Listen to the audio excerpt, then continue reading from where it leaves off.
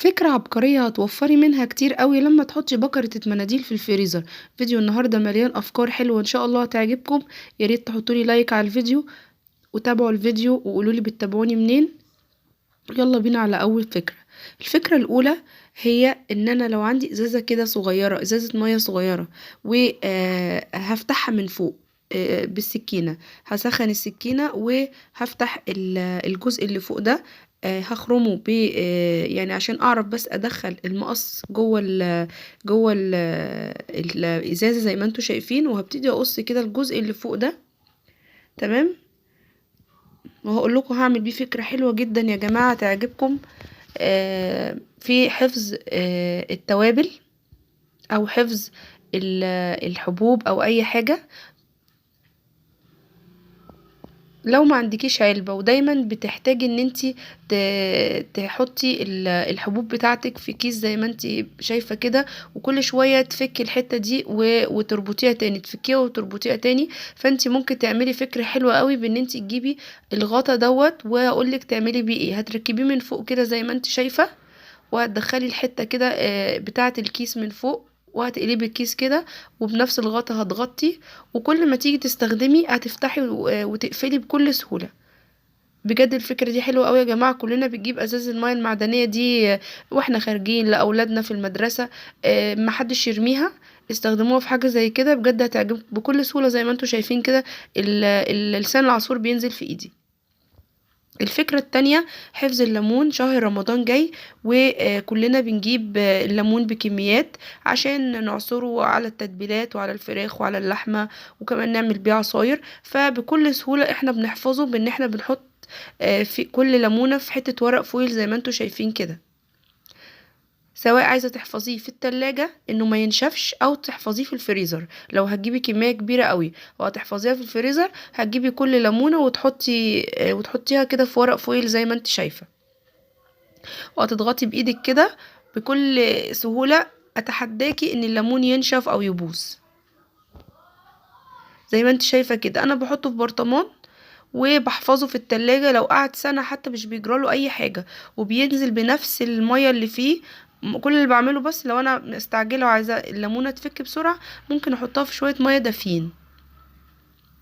الفكرة التالتة، لو انتوا عندكوا اي حاجة مذهبة وعايزين تحافظوا على المذهب اللي فيها ان هو ما يقشرش، او ان هو ي... يعني لونه يتغير، سواء نضارة سواء اي اكسسوار. فكل كل اللي هتعملوه بملمع الاظافر اللي هو الشفاف، مش اللي هو المانيكير، لا، ملمع الاظافر الشفاف. هتدهني يعني الحاجه اللي انت عايزه تحافظي عليها، سواء بقى النضاره، سواء العقد. فاهمين؟ بس طبعا دي ما تنفعش للفضه ولا للذهب، دي بس يعني طبعا الذهب لونه ما بيغيرش، لكن ما ينفعش تستخدميها مع الفضه. انت بس بتستخدميها في مع الاكسسوارات، او اي حاجه مذهبه، اي حاجه مذهبه عايزه تحافظي عليها، حتى بقى لو إبليك أو أي حاجة زي ما انت شايفة كده. وتسيبيها لحد ما تنشف. ولو انت شايفة حتى في أي تكتلات عليها، التكتلات دي هتروح بمجرد لما طلاء الأظافر ده ينشف. الفكرة الرابعة زي ما انتوا شايفين كده، ده غسول الوجه، او كمان لو عندك الديسبنسر بتاع الصابون في الحمام. دايما ولادك بيخشوا يلعبوا فيه ويفضلوا كل شوية يضغطوا، وبتنزل كمية كبيرة. وطبعا زي ما انتوا شايفين كده الغسول ده غالي مش رخيص، واحنا عايزين الضغطة بس تنزل لنا يا دوبك كمية على قد الاستخدام. يعني ده تقريبا كفاية نقطة بس بترغي وبتبقى حلوة قوي. فانا هجيب توكة الاستيك زي ما انتوا شايفين، وهركبها في الجزء اللي من تحت ده. تمام. الضغطة بقى كده بتبقى انت قادرة تتحكمي فيها، بتبقى ضغطة صغيرة يا دوبك نقطة بس اللي بتنزل، مش نقطة كبيرة. زي ما انتوا شايفين كده، بصوا بمجرد لما هضغط كده كل اللي هتنزل نقطة صغيرة، نقطة بسيطة زي ما انتوا شايفين. في الاول كان بينزل كتير. فطبعا احنا كده نحافظ عليه لأطول فترة ممكنة. الفكرة الخامسة، لو انت جايبة كيس شنط نايلون بتاع السندوتشات وبتاع التخزين في الفريزر وكده، انت ما تفتحوش من اي جزء من هنا او من هنا او من هنا، انت بس هتفتحيه من النص. كل اللي هتعمليه ان انت هتفتحيه من النص وتاخدي الكيس اللي انت عايزاه وتطلعي كيس، يعني اول ما تاخدي كيس تطلعي كيس برضو، بحيث ان انت كل مرة تشدي الكيس على طول تلاقيه قدامك. الفكرة السادسة هي انتي دايما لو بتعاني ان رباط الشوز بتاعك بيتفك واحيانا ساعات ولاد لا قدر الله ممكن بيقعوا ويتكعبلوا من على السلالم بسبب ان هما بيدوسوا على الرباط. فاحنا كل اللي هنعمله هنربط الرباط بالشكل ده، وهنلف كده الرباط من ورا في جزء من ورا كده زي ما انتوا شايفين، ده اللي احنا بنشد بيه الشوز لما بنيجي نلبسه، ده هندخل فيه الرباط بكل سهولة. هيدي شكل حلو من قدام، وفي نفس الوقت مش هيتفك خالص الرباط بتاع الشوز، مش هيتفك خالص. طبعا يعني اكتر حاجة لا قدر الله ممكن تسبب زحلقة او كعبلة على السلم هو الموضوع ده، ان الرباط يكون بيتفك والطفل مثلا نازل من على السلم في المدرسة ويدوس عليه ويقع. فاحنا بكل سهولة هنعمل الفكرة دي، وان شاء الله مش هيتفك ابدا زي ما انتوا شايفين كده.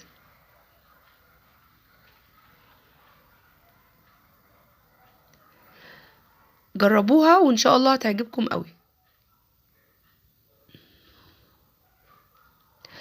الفكرة دي بقى يا جماعة، وهي الفكرة يعني اللي هي عنوان الفيديو بتاع النهاردة، ان احنا هنحافظ على المناديل الورق لأطول فترة ممكنة، وهنخليها كمان تقيلة وتقعد معانا فترة طويلة. طبعا احنا بمجرد لما بنستخدم المنديل نمسح بيه مثلا المراية الإزاز، بنلاقيه على طول يعني باش من المية وباظ معانا. لا، احنا هننشفه وهنتقله، بالذات لو نوع المناديل نفسه رديء، نوع مش حلو. فانتي هتجيبي بخاخة فيها مية وهتلفي كده المية دي، هتملي بيها المناديل بحيث تتشبع بيها، بس مش هتبوشيها قوي. انتي مجرد بس هتحطيها كده ايه بحيث بس ان المناديل يوصل لها المية، الرذاذ بتاع المية، بس احنا مش هنبوشها ونطريها قوي في ايدينا، لا. تمام، زي ما انتوا شايفين كده. هنجيب بقى البكرة دي وهنحطها جوه الفريزر، ولما هنحطها جوه الفريزر وهتنشف زي ما انتوا شايفين كده، وهتنشف هنسيبها حوالي مثلا يعني من ساعة لساعة الا ربع كده، وهنسيبها خالص لحد ما تنشف. هنطلع المنديل هنلاقيه، يعني هقول لكم بصوا، هيبقى ناشف بجد، هيبقى ناشف وهيبقى ماسك نفسه، وهيبقى يعني هيبقى زي الورق المقوى في ايدينا، وهينضف اكتر كمان، وهينضف وهيلمع اكتر من الاول زي ما انتوا شايفين كده. يعني انتي لو بتحطي طبقتين تحت مثلا وانتي بتقلي بطاطس، وانتي بتقلي اي حاجة، لو انتي عايزة تصفي الزيت عليها حطي طبقة واحدة، هتبقى ناشفة جدا، ومش يعني هتشرب الزيت اكتر. جربوها وان شاء الله هتعجبكم. يعني استخدموها في المسح، استخدموها في تصفية الزيت، هتلاقوها اتقل، وهتلاقوها يعني عاشت معاكم اكتر ووفرت معاكم اكتر. اخر فكرة معانا بقى يا جماعة، لو انت عايزة عندك شنطة باهتة وكلها تحسيها كده مش لميعة، فانت الفازلين دوت بجد حلو جدا في ان انت تلمعي بيه اي جلد. تمام، هيدي لمعة حلوة جدا، هو افضل حاجة لتلميع الجلود. بصوا احنا هنجيب كده نقطة على ايدينا وهنمسح بيها كده الشنطة زي ما انتوا شايفين. بصوا اللمعة بقى يا جماعة بقت، بصوا الشنطة بقت لميعة ازاي، حلوة قوي. الاول كانت باهتة كده، دلوقتي بصوا لمعة ازاي، اللمعة بانت فيها قوي. ممكن تعملوها بقى في حزام، في اي حاجة. لو الشوز مثلا بتاعكم ممكن برضو، بس هيتطرب بسرعة يعني. كمان ممكن لو السوستة بتاعت الشنطة معصلجة معاكم يعني، فانتوا بس كل اللي هتعملوه هتجيبوا نقطة من الفازلين وهتمشوها على السوستة، هتلاقوا السوستة مشيت بسرعة. يعني سوستة الشنطة دي معصلجة معايا، بمجرد لما حطيت الفازلين لقيتها سهلة جدا